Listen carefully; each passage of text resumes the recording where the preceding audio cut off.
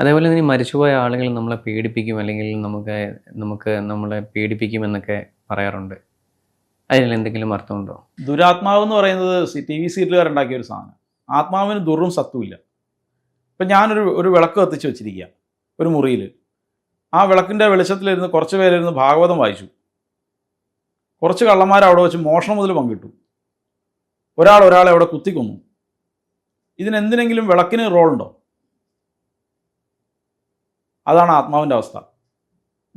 നിങ്ങളുടെ ശരീരത്തെ പ്രകാശിപ്പിച്ച് നിർത്തിയിരിക്കുകയാണ്.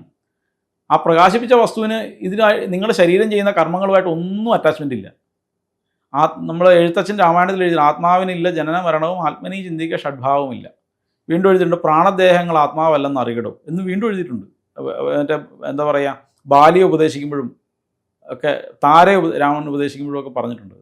അപ്പോൾ ആത്മാവിന് ഒരു തരത്തിലുള്ള ഭാവങ്ങളും ആത്മാവിനെ ബാധിക്കില്ല. ആത്മാവ് എന്നും സനാതനമാണ്, സത്യമാണ്, അത് നിർമുക്തമാണ്, അതിനെ പിടിച്ചു കെട്ടാനൊന്നും പറ്റില്ല. ഭഗവത്ഗീതയിലെ ശ്ലോകം നൈനം ചിന്തന്തി ശസ്ത്രാണി നൈനം ദഹതി പാവക എന്നുള്ള ആത്മാവിനെ മുറിപ്പെടുത്താൻ പറ്റില്ല, ശോഷിപ്പിക്കാൻ പറ്റില്ല, ദഹിപ്പിക്കാൻ പറ്റില്ല, ഒന്നും ചെയ്യാം. അങ്ങനെയുള്ള ആത്മാവിനെ പിടിച്ചു കെട്ടാൻ പറ്റുമോ? ഒന്നും പറ്റില്ല. ആത്മാവ് എന്നും നിത്യമുക്തം തന്നെയാണ്. ഇവർ പറയുന്നതെല്ലാം ബോധത്തെയാണ്, കോൺഷ്യസ്നെയാണ്. നമ്മൾ മനസ്സും ബുദ്ധിയും കൂടെ ചേർന്ന ഒരു ബോധമണ്ഡലമുണ്ട്. അത് സൂക്ഷ്മ ശരീരമായിട്ട് ചേർന്ന് അങ്ങനെ നിൽക്കും. ആ നിൽക്കുന്ന അവസ്ഥയാണ് പ്രേതാവസ്ഥ എന്ന് പറയുന്നത്. അത് ഒരു വളരെ തീക്ഷ്ണമായ ഒരു വേപതൂവിൽ മരിച്ചത്, കൊല ചെയ്യപ്പെട്ടത്, അങ്ങനെയൊക്കെ വരുമ്പോൾ ആ വികാര വിചാരങ്ങൾ ഇയാളിൽ ഉണ്ടാവും. അത് മറ്റുള്ളവരുടെ ജീവിതത്തിൽ കൂടെ കടന്നുകൂടി ബുദ്ധിമുട്ടുണ്ടാക്കി തുടങ്ങുമ്പോഴാണ് ഇതിനെയൊക്കെ ദുരാത്മാവെന്നൊക്കെ വിളിക്കേണ്ട സാഹചര്യം വരുന്നത്. പക്ഷെ ആത്മാവല്ല, അത് സൂക്ഷ്മ ശരീരമാണെന്ന് മനസ്സിലാക്കാനുള്ള ബോധം പല ആളുകൾക്കും ഇപ്പം ഇല്ല. ഈ ആത്മാക്കള് ചുറ്റിത്തിരിഞ്ഞ് നടക്കുന്നു എന്ന് കേട്ടിട്ടുണ്ട്. മുമ്പ് പറഞ്ഞല്ലോ, ആത്മാവില്ലല്ലോ. ആത്മാവെന്ന് പറയുന്നത് എപ്പോഴേ സ്വതന്ത്രമായി കഴിഞ്ഞു. എന്നോ സ്വതന്ത്രമാണ്, ആദ്യം പോലെ സ്വതന്ത്രമാണ്. അത് ചുറ്റിത്തിരിഞ്ഞൊന്നും നടക്കാനുള്ള ശേഷി അതിനില്ല. ആത്മാവല്ല, സൂക്ഷ്മ ശരീരത്തെയായി പറയുന്നത്. അവർ നമ്മളെ ഉപദ്രവിക്കത്തില്ലെന്നാണ് പറയുന്നത്.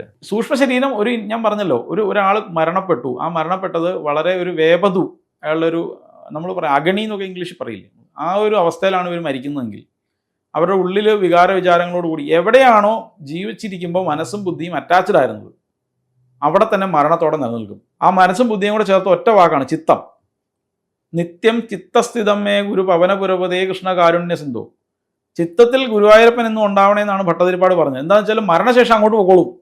ഞാൻ പറഞ്ഞ മനസ്സിലായോ? ചിത്തത്തിൽ ഈ എന്നെ കൊന്നവനും കൊലപാതകവും അതുമൊക്കെയാണ് മനസ്സിൽ നിൽക്കുന്നതെങ്കിൽ ഞാൻ അവനോടുള്ള ഇൻറ്റൻഷൻ, അവനോടുള്ള പ്രതികാര ബുദ്ധിയോടുകൂടി നിലനിൽക്കും. എൻ്റെ ചിത്തത്തിൽ ശൂന്യമാണ്, ചിത്തം ഒഴിഞ്ഞു നിൽക്കുകയാണ്. ചിത്തത്തിൽ ഒന്നുമില്ലെങ്കിൽ ഞാൻ യോഗീശ്വരനാണ്. ചിത്തത്തിൽ വൈക്കത്തപ്പനാണെങ്കിൽ ഞാൻ വൈക്കത്തപ്പനിലേക്ക് ലയിക്കും. ചിത്തത്തിൽ ചോറ്റാനിക്കര ഭഗവതിയാണ്, ഞാൻ അങ്ങോട്ട് പോകും. എൻ്റെ ചിത്തത്തിൽ മരിക്കുന്ന സമയത്ത് ചിത്തത്തിൽ മക്കളും സ്വത്തും ഒക്കെ ആണെങ്കിൽ അത് അവരിൽ നിലനിൽക്കും. പിന്നെ അവർ പരിഹാരക്രിയകളൊക്കെ കഴിച്ച് വേണം എന്നെ ലയിപ്പിക്കാൻ. ഈ പിതൃദോഷം എന്ന് പറയുന്നത് എന്താണ്? പിതൃദോഷം എന്ന് പറഞ്ഞാൽ ഈ പിതൃക്കളോട് നമുക്കൊരു കടപ്പാടുണ്ട്, ഇല്ലേ? അപ്പോൾ പിതൃക്കളിൽ നിന്ന് നിങ്ങൾക്ക് സ്വത്ത് കിട്ടിയിട്ടുണ്ടോ എന്ന് പലരോടും ചോദിക്കുമ്പോൾ പലരും പറയും എനിക്ക് 5 പൈസ തന്നിട്ടില്ല എന്ന് പറയും. പക്ഷെ നിങ്ങളുടെ ശരീരം എവിടെ നിന്നുണ്ടായി? ഈ പിതൃക്കളുടെ ദാനമാണ് നിങ്ങളുടെ ശരീരം. അച്ഛനെ അമ്മയും പോലെ 4 തലമുറ മുമ്പുണ്ടായിരുന്ന മുത്തശ്ശൻ്റെ ചെവിയിലുള്ള ഒരു മറുക അതുപോലെ തന്നെ 4 തലമുറ കഴിയുമ്പോൾ ഉണ്ടായി വരുന്നില്ലേ? അപ്പോൾ നിങ്ങൾക്ക് വിചാരിച്ചാൽ കൂടി മാറ്റാൻ സാധിക്കാത്ത പല കാര്യങ്ങളും നിങ്ങളുടെ ശരീരത്തിലുണ്ട്. അപ്പോൾ അത് ഉൾപ്പെടെയുള്ളത് പിതൃക്കളുടെ ദാനമാണ്. അതുകൊണ്ട് തന്നെ പിതൃക്കളോട് കടപ്പാടുണ്ട്. ആ കടപ്പാടിന് വേണ്ടിയിട്ടുള്ള ഋണം നമ്മൾ ആ കടത്തെ പരിഹരിക്കാൻ വേണ്ടി നമ്മളാൽ കഴിയുന്നതൊക്കെ ചെയ്യണം. അത് ഈ പറഞ്ഞ അന്നദാനം ഒക്കെയാണ് അതിന് പറയുന്ന കാര്യങ്ങൾ. നമുക്കിത് ദോഷകരമാകുന്നത് എപ്പോഴാണ്? ദോഷകരമാകുന്നത് നമുക്ക് ഈശ്വരാധീനം കുറയും. നമുക്ക് കിട്ടേണ്ട ഒരു കുറേ അനുഗ്രഹങ്ങൾ അതൊക്കെ തടയപ്പെട്ടു പോകും. ഉദാഹരണം പറഞ്ഞാൽ എനിക്ക് ഒരാൾ കുറേ ധനം തരാനായിട്ട് തയ്യാറാണ്. പക്ഷേ ഞാൻ അയാൾ വരാനുള്ള വഴി മതിൽ കെട്ടി അടച്ചു. അത് തന്നെ ആ തുറന്നു കൊടുക്കൽ അവനവൻ്റെ കടത്തെ പരിഹരിക്കലാണ്. നമുക്ക് പിതൃയജ്ഞം, ദേവയജ്ഞം, അതിഥിയജ്ഞം, ഭൂതയജ്ഞം, ഇങ്ങനെ പദ്ധതികളുണ്ട്. ഇപ്പം മത്സ്യങ്ങൾക്ക് ചോറ് കൊടുത്തു, കാക്കയ്ക്ക് ചോറ് കൊടുത്തു, ഇതൊക്കെ ഭൂതയജ്ഞ പദ്ധതിയാണ്. നമ്മളെല്ലാം തന്നെയും പ്രകൃതിയിൽ നിന്ന് ഈ ജീവികളോടെല്ലാം കടപ്പെട്ടിട്ടുണ്ട്, ഇല്ലേ? ഇപ്പം ഒരു ഉദാഹരണം പറഞ്ഞുതരാം.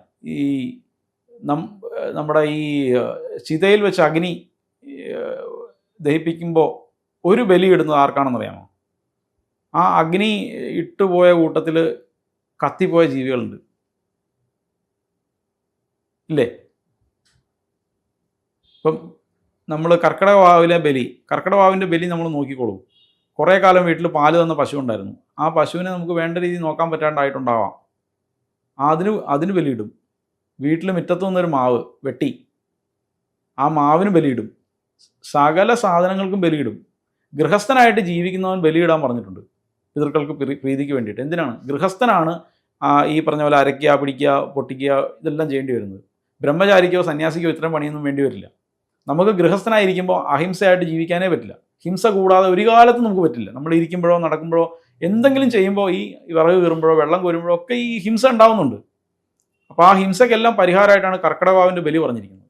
ആ ബലി ഇടുമ്പോൾ ആ മന്ത്രങ്ങളെല്ലാം നിങ്ങൾ നോക്കിക്കോളൂ. നമ്മൾ ഓരോന്നിനെയും പ്രത്യേകം എടുത്ത് പറയുന്നുണ്ട്.